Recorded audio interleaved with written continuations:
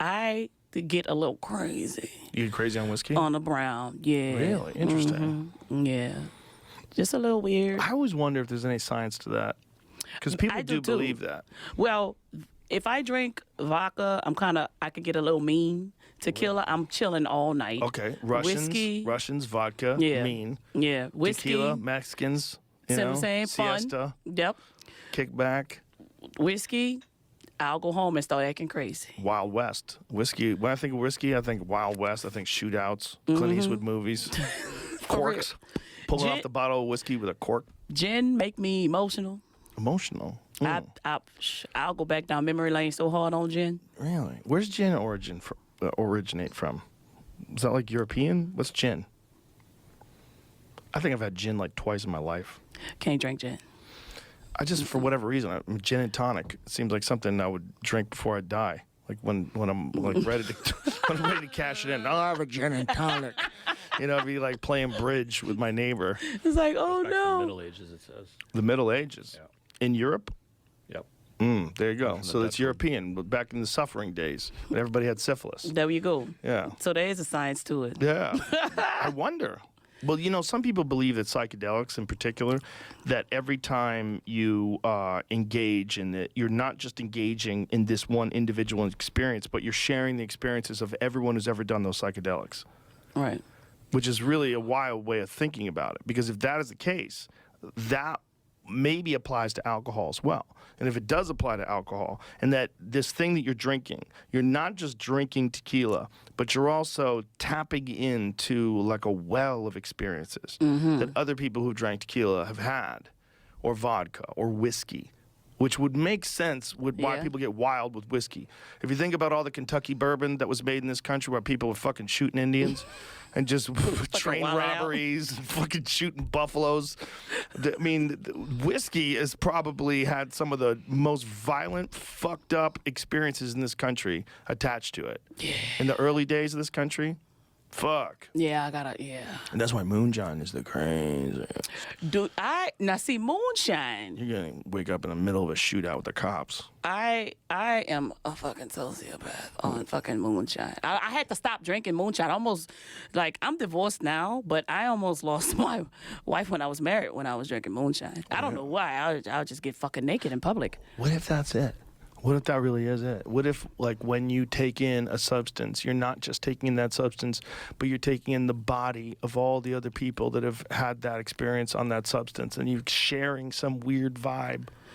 It's a crazy way of looking at it. I know. I mean, I'm considering that it can be a factor. I'm thinking about it now for the first time. I've thought about it before with mushrooms, and I've thought about it before with psychedelics. I think there might be something to that. Because psychedelics are so weird. Like, when you're doing them, like, maybe I am. Maybe that is part of what's going on here. Maybe we're like, everyone who's ever had this experience, like, leaves something in there. Yeah. And you experience something with them. I do want to try ayahuasca. I'm scared of it. I'm very, very... I don't like when I can't control what I'm doing. And I feel like that's something that you can't control, because I've heard people that's done it, and afterward, they love it. But while they're dealing with it and going through it, they can't control what's happening to them. No, you can't control the trip. No. You can't control DMT. You can't control mushrooms either. And when you try to, that's when you have the bad trips. I want to do it so much, because I feel like just when you cross over to the other side of that, it's just this inner peace that you have within yourself, that I think it might be worth it to do it. Maybe, what if you do it and you don't want to box anymore? It's all about love, Punkie. No, first of all, no. Peace and love. I don't want. If that's the case, I ain't never doing that shit, because I gotta knock somebody the fuck out, But I just, man, I'm scared, Joe. You ever done it? I've not done ayahuasca. I've only done DMT, but I'm scheduled to do it. Really? Yeah. Soon? Are you gonna film it? No. Somebody asked me to do something like that with mushrooms. I'm like, I'm not. That's not a thing you should do. Well, for yourself, because I do want to see me trip. But you don't even want to know a camera's there. You don't want to be thinking about any other thing. True that. You want to get the most out of the experience. at least me personally, and I feel like if you're filming it, you're gonna be aware that there's cameras. It's like there's an element, like part of psychedelics that's very important is set and setting.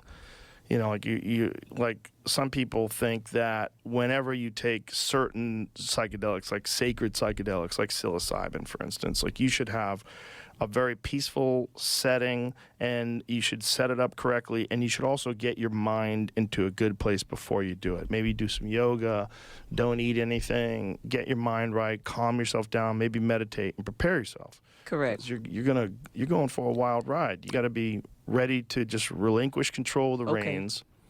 Maybe I'll try mushrooms again. I did mushrooms once. I was like, nah, I'm not doing it. What happened? I couldn't see color. Everything was one color, and it didn't matter what I did to my eyes. It didn't matter how much I blinked them, how long I kept them closed and opened them. What color was it? How long I slept red. How long I slapped my face. So you were seeing red. Yeah, literally seeing red. Yes, it was like a screen. So instead of black and white, it was like black and red? Yes. So you could see objects? I saw everything, but everything was red. Whoa. And I'm just like, nah, I'm good. How long did that last? A couple hours. It was a couple hours. What else happened? It wasn't like 24 hours. Right. But it was just a couple hours. That's why I don't ever want to try acid, because I heard that that's like a 24-hour trip. Supposedly it can be. Yeah, I don't want to. I'm never gonna. No. Yeah. I've heard stories of people thinking they're drowning. I'm like, fuck that. Yeah. Because if you think you're drowning, motherfucker, you're drowning. I ain't doing that. So, nah. I just don't ever want to be in a position to where, like, I saw this movie, and this guy, like, controlled, like, if you cross this guy the wrong way, I think it was called hypnotism or something. If you cross this guy the wrong way, he would hypnotize you and make you think that you were in a stressful situation and you could die. Like this one woman, the walls were closing in on her. She was rude to him or made him mad, and the walls were closing in on her in her mind, but they weren't. And she fucking had a heart attack and died. And I feel like sometimes a drug can do that to you, and I'm not trying to go out like that. Fuck that. I think if you have a tendency towards anxiety and paranoia and you freak out like as you're sober, that it's probably not a good thing for you.